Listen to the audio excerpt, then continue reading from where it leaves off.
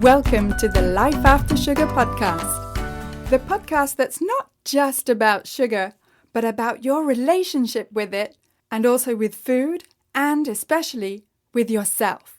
So if you want to discover your life after sugar and hear inspiring stories from all kinds of people who also cut out sugar in their way, at their pace, for their own reasons, this is the podcast for you. Because when you take away the sugar, you can finally discover the real sweetness in your life.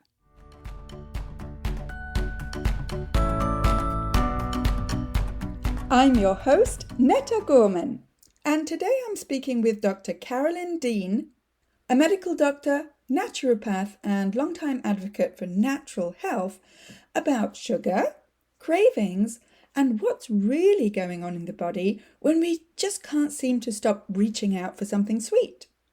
And she also shares her own story. We'll get to our chat in just a minute. But first, I just wanted to tell you that if you're looking for some free resources, then I have plenty for you. First, download my 5 tips to get rid of cravings.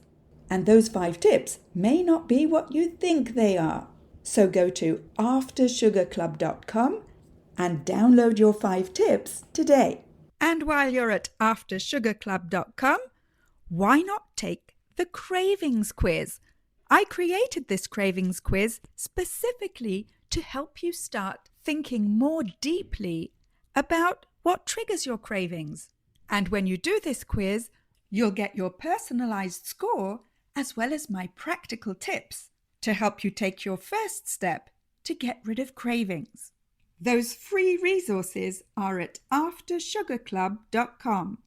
And also, come check out the Life After Sugar Facebook page and subscribe to the Life After Sugar YouTube channel, as well as my Instagram account at MyLifeAfterSugar, which is where you'll get all kinds of inspiration so that you can see that it's perfectly possible to live a happy and active life, even if you don't eat sugar. You can also check out my TikTok account at Netta_lifeaftersugar. Okay, so let's get to my chat with Dr. Carolyn. All right, so I'm here today with Carolyn. And Carolyn, can you tell us a little bit about how you grew up, especially with food and sugar in your life? I grew up as a ice cream addict. So I've been close with sugar for a long time. So I think what I did in school was when I was studying every night, because I was a good student, I would treat myself to a big bowl of ice cream and a can of peaches or pears that's just saturated with sugars. I don't know how I survived. I guess because I didn't have acne, I had no clue about what sugar was doing, but I had all the colds and flus. I had high energy in spite of it. Of course, sugar does give you bursts of energy. I actually, Netta, I did have a lot of cold sores, excuse me, herpes virus 1. And that was my immune system being depressed. And how old were you when you had all those bowls of ice cream? That would be, I'd say more in high school. So that would be 14, 15, 16. Okay. Heavy and yes. Yeah. So I guess I got interested in natural medicine probably because I knew I could be healthier. Somehow I must have tripped over some health literature. So I started to be kind of fanatic about lifestyle. My then boyfriend and now husband of almost 60 years, Wow.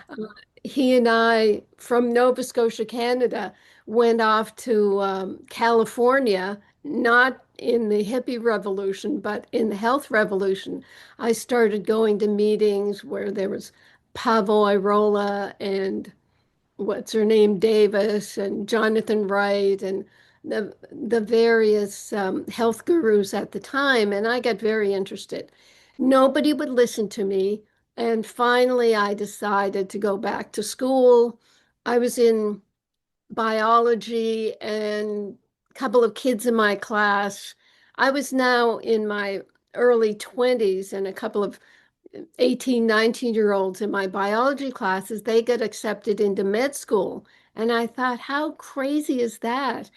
I already know more than they do. So anyway, by chance, my university, Dalhousie in Halifax, Nova Scotia, had a medical school.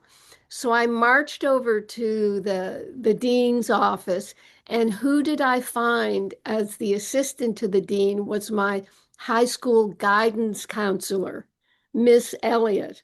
Mm. So Miss Elliott, I had top marks. I was vice president of student council. Why did you tell me I should be a nurse or an executive secretary? And I had gone to, I get maybe it was just 1 year of university as a secretarial science, but I got my typing and shorthand. So, short story, I went into medicine in the next semester because I just happened to have all the pre-med requisites. And I took with me all the information that I knew, so I didn't get dissuaded by the seriousness or complexity of medicine that, oh, there's nothing you can do except take drugs. And through that journey, I was learning more and more about sugar and about diet. And during my internship, actually, I started taking naturopathic courses. And that really fleshed everything out. And I started to learn about yeast overgrowth. Mhm. And that's one of the ways I come at sugar is that I think some of the addiction that people have is because the yeast that is cultivated by our high sugar diet, antibiotics killing off bacteria, good and bad, and the rest of the chlorine and the fluorides and the mercury in our dental fillings, all those things support yeast overgrowth. And yeast will crave sugar. That's their food, simple carbohydrates. So I look at Star Trek. I don't know if many of the audience know about the Star Trek series, but there was the Borg, and they had a group mind, a hive mind, so that the hive mind of yeast is to go for sugar.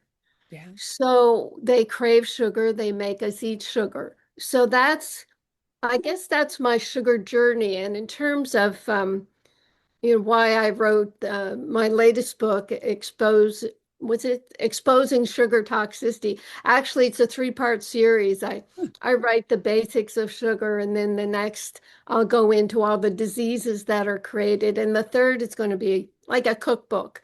And Oh, it's not going to start off with desserts, which most natural medicine type of cookbooks, they start with well, don't worry, we'll give you all the sugar you want in fruit and all the rest of it.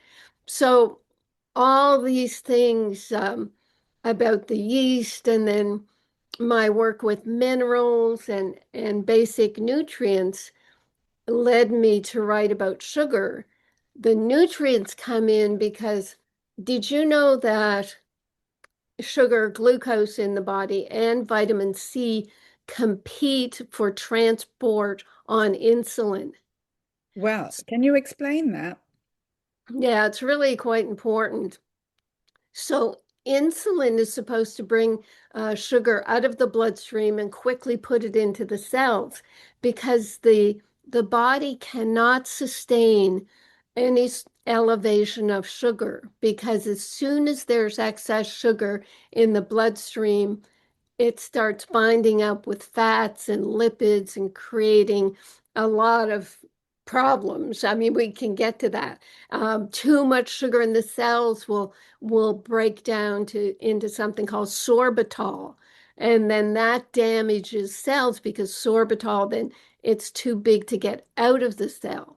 So if you've got a lot of sugar in your body, it will take over the insulin protein transport mechanism, and it won't allow vitamin C to share share the load. So what happens then when you have a high sugar diet, if you're having your tea or coffee in the morning with 3 teaspoons of sugar and your toast with jam or honey, and then you have a donut for lunch and you have a big dessert for supper, you're constantly pushing your insulin to carry the sugar. Yeah. And I can't say you're bumping off the vitamin C, but you're not giving vitamin C any any place on board the insulin train. Wow. And we need vitamin C in every cell to help the waste products by the production of energy, the waste products of sugar metabolism and what's called the glycolysis cycle. So it's just it's so detrimental to have sugar because of what it does to our vitamin C and the immune system. And the scary thing about even noticing that or notifying people, when I tell people, look, you should be taking a few thousand milligrams of vitamin C, they'll say, but my glucose monitor, my even continuous glucose monitor, any sort of blood sugar test you do, they tell you you can't take more than 500 milligrams of vitamin C because it interferes with your test. I mean, the two molecules are that close that the vitamin C will show up on your glucose monitor. And that's very scary Mm. because what I know about vitamin C is that it's very necessary for heart health. This whole business about cholesterol causing plaque and causing heart disease, what it probably boils down to is a lack of vitamin C, and vitamin C produces collagen that makes your artery inside walls of your artery makes those smooth and healthy. If Hmm. you don't have enough collagen, the collagen is weakened, it will have little tears. And those tears, that's the problem. And they have to be healed up by a band-aid of cholesterol. And if you don't have vitamin C, to make the collagen and all the rest of it, what's happening as well is lipoprotein A, which is the new bad boy in heart disease. It turns out that low vitamin C in a person means high lipoprotein A because they both have sort of a wound healing function. It's a bit complex, but it's fascinating because humans don't produce vitamin C. Hmm. All mammals do except guinea pigs and primates, apes and monkeys and humans.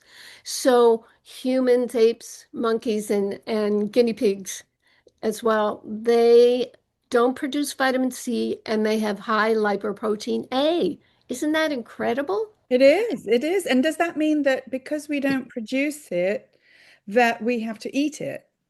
Exactly. We have to eat it or take it as a supplement because eating it in our world of trying to reduce sugar, if you eat too much fruit, you're getting fructose sugar, but that's glucose and galactose. It's a disaccharide. So you're getting a lot of glucose in fruit. I found that when I was dealing with my yeast overgrowth, I couldn't eat fruit. And what's fascinating, I know I'm jumping all over the place, but Fine. it's so exciting. Yeah. Um, the carnivore people, you will hear them say, "Oh, I'm just wonderful on meat and eggs and fish." But as soon as I even eat an apple, everything goes haywire. I'm back to square one. You know what's happening there is they have yeast overload and they're starving the yeast and starving it, but still yeast is going to be in your large intestine. It serves a function. So I often say it's like these monster yeast will just sit and lie in waiting until they have a little bit of sugar and then And they they'll raise it. proliferate. So Yeah. the carnivore diet is not addressing the underlying cause of the health symptoms, which I consider to be partly yeast overgrowth, and the other, my two monikers are yeast overgrowth and magnesium deficiency. Mineral deficiency in general, but magnesium deficiency is the worst. So sugar comes into that area too with magnesium because to metabolize sugar and fructose, you need a lot of magnesium, which is quite fascinating. So Yeah. anyway, back to you. I'll take a drink of my mineral water. Wow, it is fascinating. And it's also pretty technical for, the average person, including myself, who hasn't got like a medical degree and all this stuff. Because we know in general that sugar is bad in air quotes. I say in air quotes because the effects are bad. Sugar itself, I find, is just a neutral, inanimate object.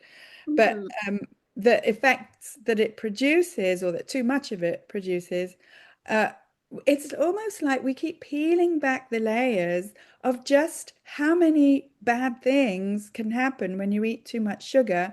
And, Mhm. you've explained even more layers today. Right, because I know your philosophy from listening to your interviews, etc. You want to give people the strength and the motivation and the support and to show them that look, you can overcome this sugar addiction. You're bigger than that. You have this incredible philosophy that I think is so supportive of people. Yeah, So there is a group of people that's what they need. That's the most important thing. I think me being a medical doctor and a naturopath, I attract people who, well, what's the science and prove it and what's really going on. So I think there's several ways to approach this business of sugar toxicity and sugar oh overload yeah. and And you they know overlap. They overlap, they're not mutually exclusive. And I find that the people that I help are still interested in the science, but sometimes we get into the weeds of, I'll just look at another study, I'll just read another book, and then I'll start reducing sugar. And by then, mm, it's a bit late. mhm, And so it's like I help them to get into action yeah, because human biology is going to carry on whether or not you eat sugar. So mhm, it's like you can always kind of procrastinate it by saying, oh, just prove it one more time with the science. yes. I know, and the way science is now, people aren't really trusting it. And I like people, especially say with my magnesium product, I have a picometer size stabilized ion of magnesium that's fully absorbed and it really works well and works quickly on people. And I say, please just try it and your body will know.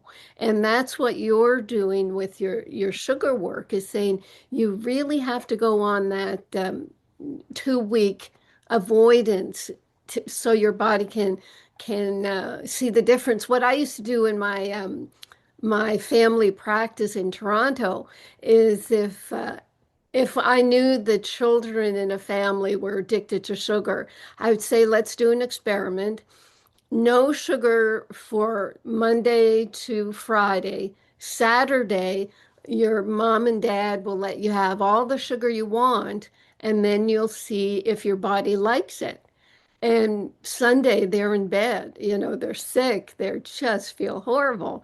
So they get to see what sugar is doing to them. And, if they have pets in the house, I would say, would you feed your cat or dog what you're eating, all these treats? Oh, no, no, I'd never do that. Yeah, So, yeah. yeah, That's people that's can be educated. oh yeah. I mean, I'm all for education and self-education as a teacher. Um, And it's just as you were saying before, the level of trust in science has been shaken, I would say Mhm. politely. And so, and also all the info that's out there can feel awfully confusing and even contradictory to the layperson, who hasn't got a medical degree like myself.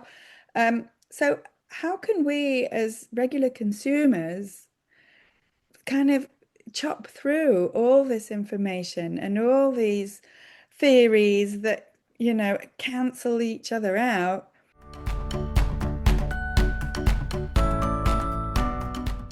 I want to take a quick break to say that if this is your first time here, then welcome and thank you for listening to this podcast. And whether you're new or a regular and you haven't yet rated or reviewed this podcast, could I ask you to scroll down and tap on the stars to rate this podcast and also to write a short review to let me know how this podcast is helping you in your life after sugar. I love reading your reviews. And when you rate and review this podcast, not only does it encourage me to continue making new episodes, but it also helps to share this podcast and have more people see it so that we can help more people feel better and lose weight with less sugar. So again, thank you for rating and reviewing this podcast and for spreading the word about sugar.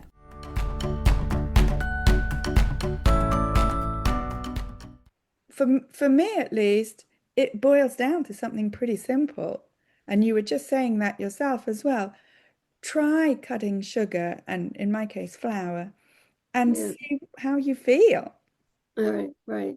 Yes, because we all know that too much sugar is bad for us, but we don't know individually how much is too much for each person. So, Right. yes, you just have to ask the person to do the experiment, and it's their personal experiment. They can't depend on if they can't depend on information to change their mind, then they do have to do the experiment. Yeah. And Yeah. it is difficult because, I mean, the thing about sugar and knowing that it can cause pre-diabetes and diabetes, people are finding out their blood sugar levels and their hemoglobin A1C to see how long they've had high blood sugar. Everyone's being exposed to that, but people, they just don't want to give it up because it feeds something maybe they're missing. You know, in German New Medicine, total biology that I've studied. Actually, it was with a Montreal naturopathic doctor, Gilbert Reynaud. Ah, He he taught total biology, which is the conflict basis of disease. And they say diabetes is the lack of sugar and sweetness in one's life. ah, So if yeah. you're missing that, then okay, and I see that. I see that in customers and in my work here in Maui. I'm doing a study with our products, and and I'm doing monthly lectures, and I get a lot of turnout to my lectures. But when I put up about pre-diabetes and diabetes lecture, half the number turned up. And I know it's because they didn't want to face the fact Yes. that they would have to limit their sugar intake. Yes, there's something about uh, that kind of cognitive dissonance between I know sugar is not good for me, and Mhm. yet I cannot let it go. Mm, There's that emotional connection to sugar, which is really what my program helps people to kind of right. understand and then slowly let go of. But it's so strong. It's so Mhm. strong. I'm sure you found in your practice Or that, in my own life, yes, I mean, here, what have I done? I've made my almost daily dessert, and I pretend like it's so healthy. And it's avocado chocolate pudding. hmm, So avocado cacao powder, like several ounces, coconut cream, um, and half a banana for sweetener, no sugar, yeah, and vanilla. And but then and that's fine, but then I'll put in like a cup of fruit. uh-huh, uh-huh. Yeah. It's as I found in my personal experience, at least, that, and it's like you have to retrain your taste buds and then your brain and then your emotions and everything else to just, not just, because that makes it sound easy, but Yeah. to to get used to less sweetness. Well, you said that in one of the interviews I heard you say, if you go off sugar for 2 weeks and then you eat that apple or orange, you find out how incredibly sweet it is and that you maybe just need half of what you used to. Exactly. And it's not just sugar for 2 weeks.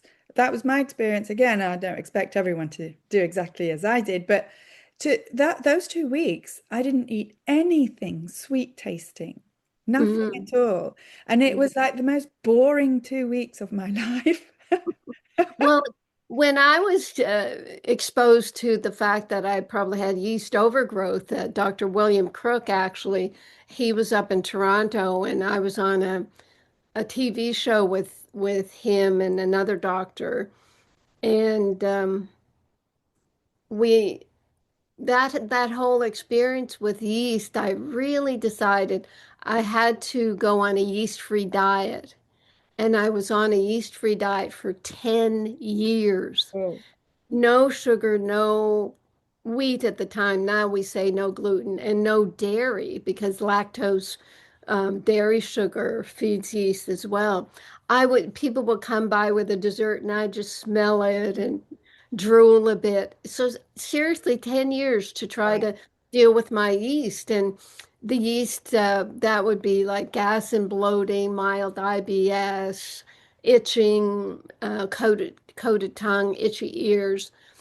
And every once in a while I'd get little staphylococcal boils in my nose because when you have yeast overgrowth, your immune system is very depressed.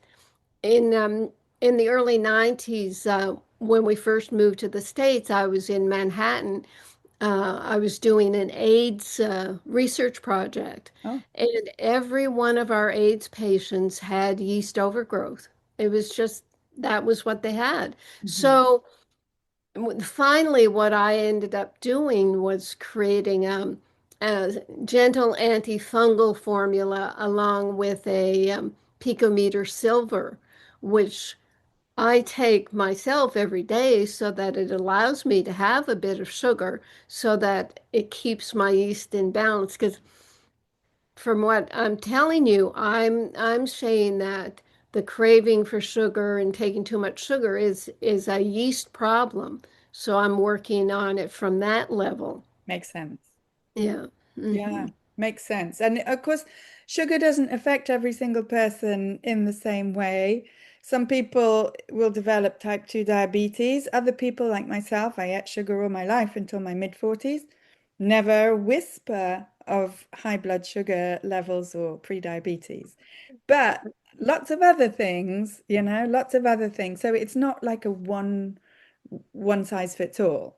No, no, and that's where the complexity comes in because what I'm saying, I'm throwing out, well, vitamin C and yeast overgrowth, and then there's minerals, and it seems like, oh my gosh, it's too much. But what I ended up doing in my in my consultation, I had a family practice and then moved to New York. I just did telephone consultations while I was doing the research, and then I developed the dietary supplement company, and that wasn't until the early teens, the 20 teens, because yes, this is what happened. I was putting out like health information.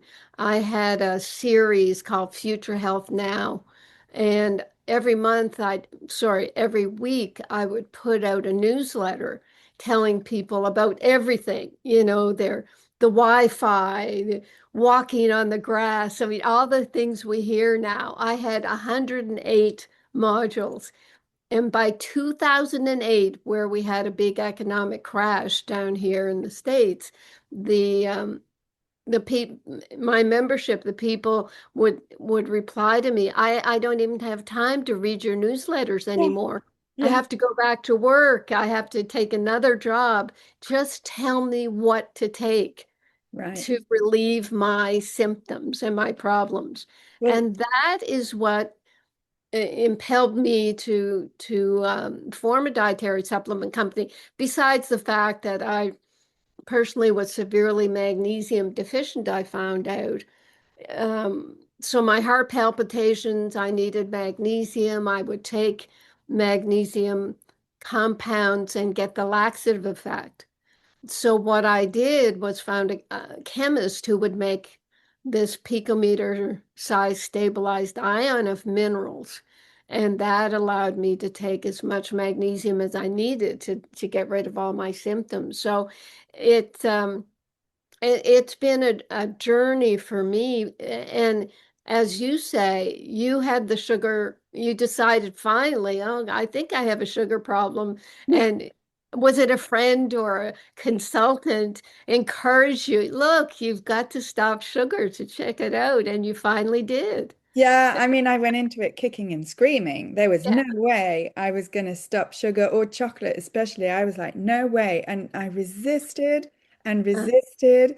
And basically, I'll tell you what motivated me to start. It was my own body saying, I can't function anymore. uh. And Yes, it, it's like a slow boiling frog. yes, exactly. Exactly. So, it wasn't any kind of intellectual reason, right? It wasn't like someone explained to me all the things, all the how many things you had in your newsletter. Yeah, right, right. I mean, I kind of I knew how that it was bad for me, but that made no difference because that Mhm. I guess I wasn't feeling bad enough. Yeah, yeah, Only when I felt that the alternative to feeling how I was feeling, which was pretty dire, any other alternative could only be better, including not eating sugar. right. Yeah, yeah. And that's I think in alternative medicine, I think that's what we're faced with a lot is people wait until Right. they're out of options and the drugs are hurting them more. I mean, you didn't get to the drug stage, No, but thank thank goodness. Well, I took pretty potent drugs because I had chronic constipation and the stuff uh, that I was taking, I think probably screwed up my whole digestive system. oh dear, yes. Well, with the sugar, I know I heard that in your talks about the constipation. Why does sugar cause constipation in your opinion? Oh, I'm not saying that there's a causal relationship between the two. I Mhm. can't scientifically prove that sugar actually caused constipation, but what I can prove, in air quotes, is that when I stopped sugar and flour and sweeteners, and I added in all my lacto-fermented foods and drinks that I make myself, so Yes. that's another kind of a piece to that. My digestion went back to normal within a few months. I also was suffering from low stomach acid. Uh-huh. Rare Mm. that doctors will pinpoint that. And so I supplemented with some digestive enzymes and HCl, Yeah. um, and that helped a lot. Right, right. Yes, and it's the whole lifestyle. You know, probably you hydrated more, you drank more water, and just Possibly. the basic things. And I think that's what I like to get across to people. You start with my hydration formula is you take your body weight in pounds and you divide that in half and drink that many ounces of water a day. And in each liter or quart of water, you put at least a quarter of a teaspoon of a good colorful sea salt. So you start with those minerals. And then we go to people taking our magnesium, and then there's our multiple mineral. And it turns out that the thyroid needs 9 minerals to make thyroid hormones. So there's something that's going to help the metabolism, because what we're doing with sugar often is we're taking it for that lift, for that burst, that energy. our metabolism is sluggish, our energy is sluggish, and we're using sugar as a almost a drug. Whereas you need water, magnesium is necessary to make ATP energy molecules in the Krebs cycle. So when people start taking magnesium, they don't need sugar for energy. What we find actually, Netta, is when people are taking their minerals and their vitamin C, they lose craving for sugar, caffeine, and nicotine, cigarettes. They Yeah. just lose the cravings. Yeah, but it's funny because you would imagine that you'd get more cravings if you're not consuming the things that you would otherwise crave. But Mhm. yeah, it's magic. Mhm. It really is magic, or rather, it's, I guess, science and human biology. It is, and it's not something I learned in medical school, and no doctors are learning it. And we really do depend on podcasters like yourself to get this information across because we're not hearing it anywhere else. And there's so much clickbait and contradictory information out there. Yeah, It's very difficult. I mean, it you'll is. come across a YouTuber who'll say, well, I'm eating 16 bananas a day and I feel just great. And it's so sad because you add up all those calories and all that fructose. Maybe when in your youth, your body can somehow handle that, but not as you get older.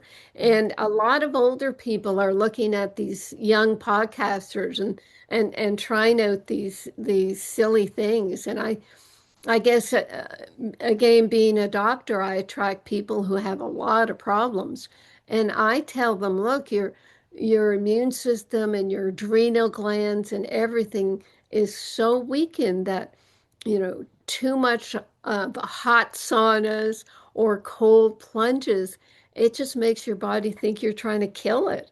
Mm. And yes, it will manifest some change in your blood values of whatever human growth hormone or things that look good, but that's just you know kind of icing on the cake. Underneath, the cake is falling apart because you're using up all the building blocks for those hormones and that energy that you feel. That's all going to collapse when you don't replace the building blocks. It's funny, it's really interesting to listen to you because, of your medical background. And I just feel it's so ironic what you said about, doctors don't learn this in med school. And it's like you have to listen to podcasts like this one. And I often say, and I have disclaimers all over the place to say, I'm not a doctor, I'm just an English teacher. And how come this information is not part of medical training? Well, because the drug companies run medicine. That's it.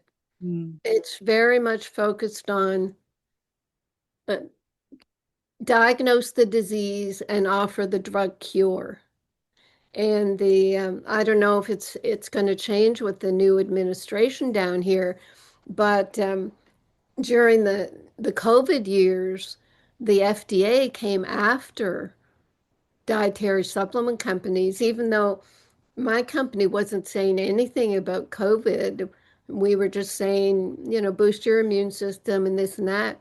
The FDA came personally to my door and said, you can't even have testimonials on your websites of people saying that you're helping them with diseases because that implies that you're making a health claim.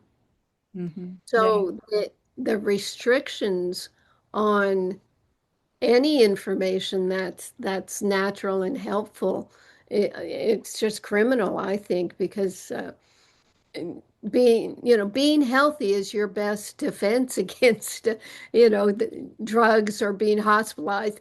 They wouldn't let people with COVID treat themselves, it seems, with anything natural. Oh, wait until the vaccine is out, or if you get really sick, come in and we'll put you on a respirator. That really was the wrong thing to do.